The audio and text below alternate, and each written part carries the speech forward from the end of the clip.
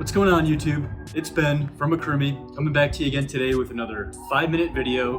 And in today's video, we're going to talk about the shipping and logistic nightmare that's going on in the US right now. So really quickly, for those of you that don't know, my name is Ben. I'm one of the co-founders of Akrumi, and Akrumi is the leading business-friendly funding solution for Amazon sellers like you. Now, at Akrumi, we invest in Amazon sellers doing all kinds of different strategies, but the two most popular ones for Amazon sellers in general, and the two most popular ones that we invest in at Akrumi, are private label sellers and wholesale FBA sellers. So really quickly, for those of you that don't know, a private label seller is somebody who's manufacturing and branding and marketing their own product, their own branded product, and they're selling that product on Amazon. That means that they're usually having them products manufactured in China, shipped to the US, imported, and then shipped to an Amazon FBA warehouse where they sell the product. Wholesale FBA is buying brand name products in bulk from authorized suppliers in the US and then reselling those products one at a time using Amazon's FBA warehouse and selling them as prime sellers. So those are the two main strategies for people selling on Amazon, and those are the two main strategies that we invest in here at Akrumi.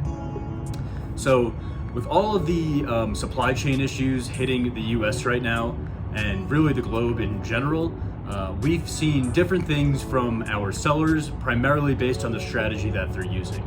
So first, let's start with private label sellers. These are sellers who are manufacturing their products mostly in China and then importing them into the US, usually through those West Coast ports that you're seeing all over the news having problems. For those sellers, they've seen the cost of shipping or importing their products and getting them shipped into the US increase by 100 to as much as 1,000%. So double to 10x the cost of importing their products. They've also seen the lead times basically double for pretty much everything they're ordering, if not increase even more than that. So for private label sellers, this has been really tough. They've had to spend a lot more money on shipping and logistics, and it's really impacting their bottom lines and resulting in them having to increase prices to stay profitable.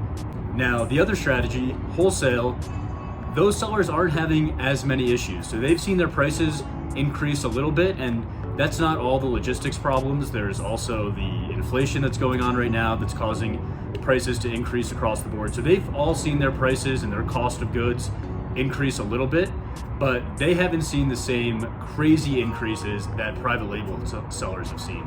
And that's primarily because they're buying brand name products from authorized suppliers in the US, and those authorized suppliers are buying directly from large manufacturers and brands like Mattel or Disney or Sony or Microsoft. So wholesale Amazon sellers aren't really experiencing the crazy price increase and the crazy issues with the supply chain because they have all of these massive conglomerates basically handling all of that for them, getting the product to the US authorized suppliers, and then they're just buying it like they always do from their US suppliers.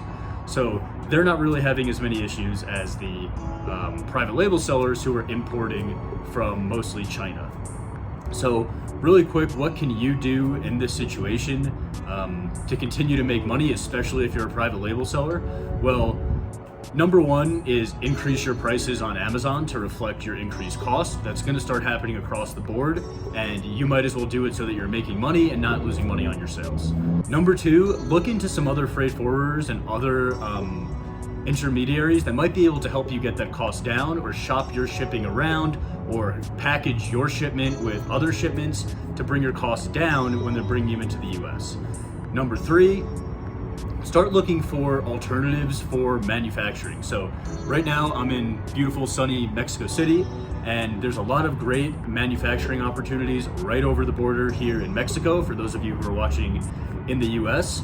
And it's something that you should start looking into, is at least having a backup plan or having a sense of what the other manufacturing opportunities are other than China, which is on the other side of the world. And third, and this is something that a lot of our private label sellers do when they start working with us, is consider diversifying into some wholesale and selling of brand name products in addition to doing your private label. So A lot of times with private label, there are ups and downs in the business when you're dealing with supply chain issues that always come up when you have a more complex supply chain. And if you can steady out some of your cash flow with a little bit of wholesale of buying brand name products from suppliers in the US, you'll have a more stable income and a more stable business, and these supply chains won't be so detrimental to what you're doing with your business. So that's really it. Another 5-minute video. I hope you enjoyed it. If you did, hit the like button and then subscribe if you want to see more videos like this. Also, if you are looking for capital to grow your Amazon business, click the link down below in the description to fill out a 3-minute funding estimate. You basically answer some questions about your Amazon business, and our system will instantly tell you about how much we would be able to invest in your business.